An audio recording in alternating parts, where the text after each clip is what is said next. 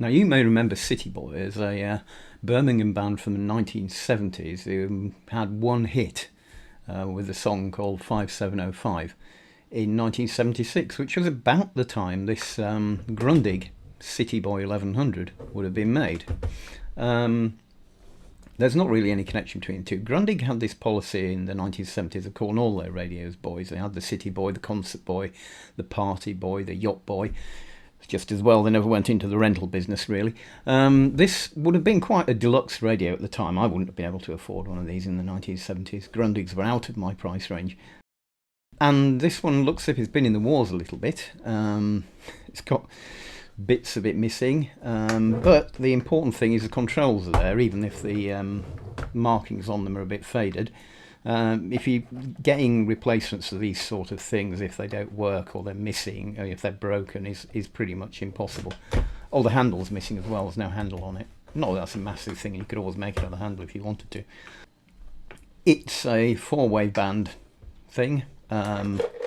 Runs off either the mains or a PP9 battery. So I think we'll plug the PP9 battery into it and see how we go. I would say it's something of a struggle to get the battery in and seating properly and the lid back on.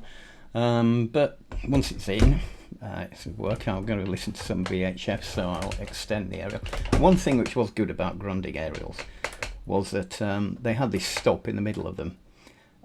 So you could put them at 45 degrees, which if you did that with other aerials, they quite often would have a bit of embarrassing droop and they wouldn't stay in position. But Grundigs always had these little locks in them, which made them pretty good, really. There was a time when to listen to any BBC radio station, you had to have the aerial horizontal. That was a brilliant idea by BBC research scientists, that because they'd obviously seen lots of cars driving around with their aerials sticking out horizontally. Anyway, nowadays they don't do that. You can put the aerial in pretty much any position, although it does sometimes work better if, like here, you're farther away from the transmitter when it is angled. Let's turn the volume down and switch it on.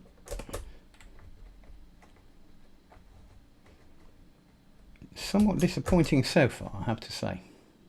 Ah well, old technology baffles angry old man, eh? There's a switch here to change it over between mains and battery, and that's why I wasn't getting anything out of it. Nothing wrong with the battery. Right, let's try that one again, shall we? Put it on VHF and switch it on. And it's got lights, which, more so, look at those lights. I mean, they look like white LEDs to me.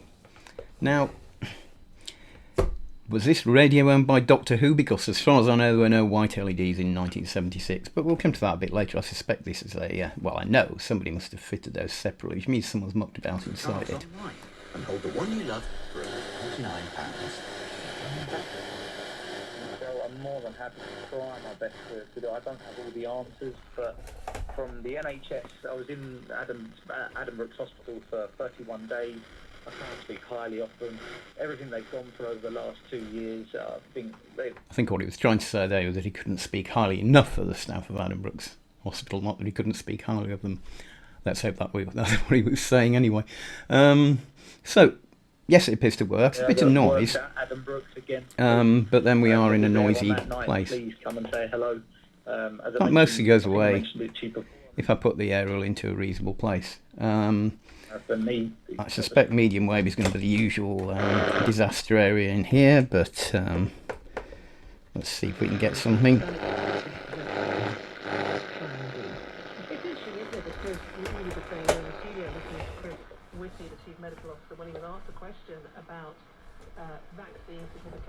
Put it the right way round. Obviously, as with all these medium wave radios, they don't use the whip aerial, they use the ferrite rod inside it, so you have to angle it the right way.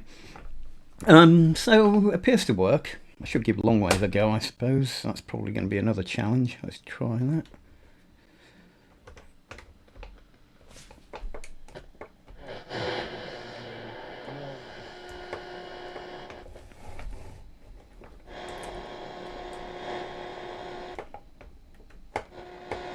That seems to come and go.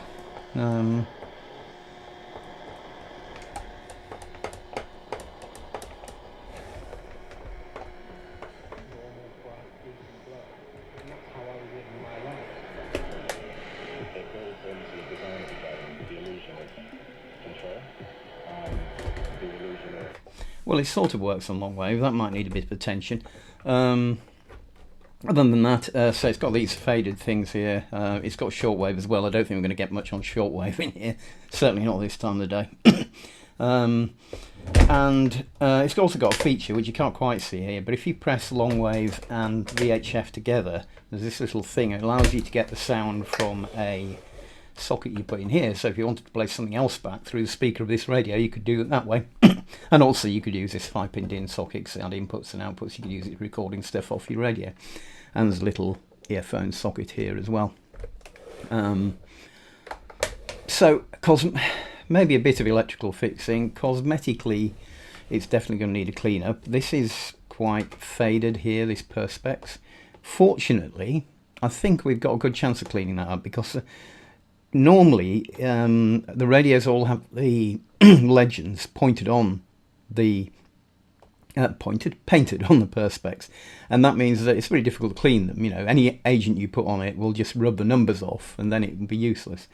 But here you can see the numbers are actually on the scale behind it. We're maybe not quite able to see that from here, and the perspex is clear, so I think there's a good chance of cleaning it up a bit. Obviously there's a few other things here, like this plastic chrome has faded a bit, or was chipped off, but you can put chrome pen on that and get that back to normal. Yeah, I think it's probably, you know, it's classic old radio. It's very good sound when you actually get it tuned to a station, as all Grundigs used to be. So I think there's some improvements you can make to this. Right, let's go for a bit of dismantling. Battery out first, I think. Yeah, this is really manky, this battery cover. You're supposed to stow the cable away in there. Doesn't work particularly well. I expect it would have worked better if you'd had a German 2-pin mains plug, but with a British 3-pin mains plug it's quite difficult to fit it all in. Then you've got the old PP9 battery, which used to be quite common for radios. Not that easy to get hold of now. Well, they don't usually have them in Tesco's or anything like that. You probably get them from Halfords. In fact, I know you can get them from Halfords. They're not very common nowadays, although they are a type that you can still get. Right, that off. I can see screws here and here, and that's about all I can see, which is promising in terms of the amount of unscrewage that has to be done.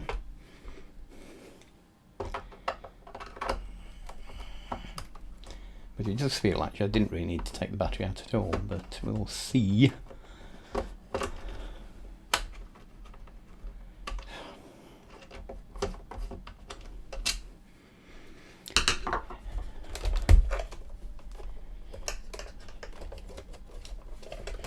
Now which bit comes out? It will lift at the back.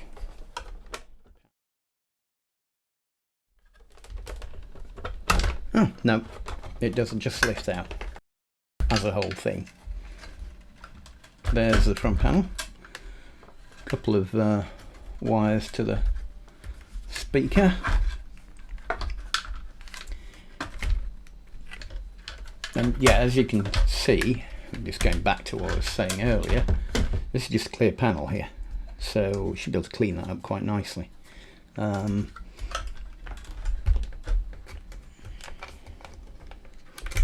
That's a big old speaker, sounds pretty good. All the stuff is on a board down here, so we're going to have to unscrew that to get at it. Here's your open style tuning capacitor. All the tuning stuff is sitting on here, which is good. As I said, all legends are on here, and that looks pretty clean, which is not surprising because that's not been exposed like the perspex has. So somebody's obviously wired up these LEDs here by connecting them to the power supply, which is here, via this rather bodged up trimmer pot and another series resistor, and glued that onto there, but it's come off. Although, no, it still works, they still light it up. I think they're a little bit too bright. It doesn't help with the sort of hazy front panel. It looks a bit bad. I think it'd be better off if they were green anyway. I don't know whether these heat shrink things mean somebody's had the mains transformer out before, but it's possible. Well, in the end, I took out the bodged in LEDs. I thought there wasn't much way of tidying them up, and also some of the tracks around the board had been damaged, so I just removed them completely. I don't think they add anything to it. Longwave seemed to start working again after I cleaned these selection switches here, so I think that was just dirty contact around here, not around the tuning capacitor, fortunately. I didn't have much luck trying to get this Perspex cleaned up. I think what we're going to have to do is actually get this whole Perspex sheet out and buy another piece of Perspex and cut a hole in it, cut it to fit, which is a bit more of a long-term project than I'd hoped for. Also, the other thing I've found with it is it's looking very heavy through the roadworks. I can see queuing traffic for around there's 7 a lot of miles hiss on the cameras. In Bedfordshire, on the A1 Great North Road, just at the Black Cap roundabout, you've got your usual... There's a lot of hiss on VHF FM, and it seems to go away if I cover this up. So it's almost as if it's not the FM section, which will be is in some sort of cage, isn't being caged properly, and it's just getting a lot of interference. I don't know whether that might just be better if it was in a better place than this, but it just doesn't sound quite as good as some of the other radios do. Well, it sounds very good, but the interference is higher than I've seen on some of the other radios.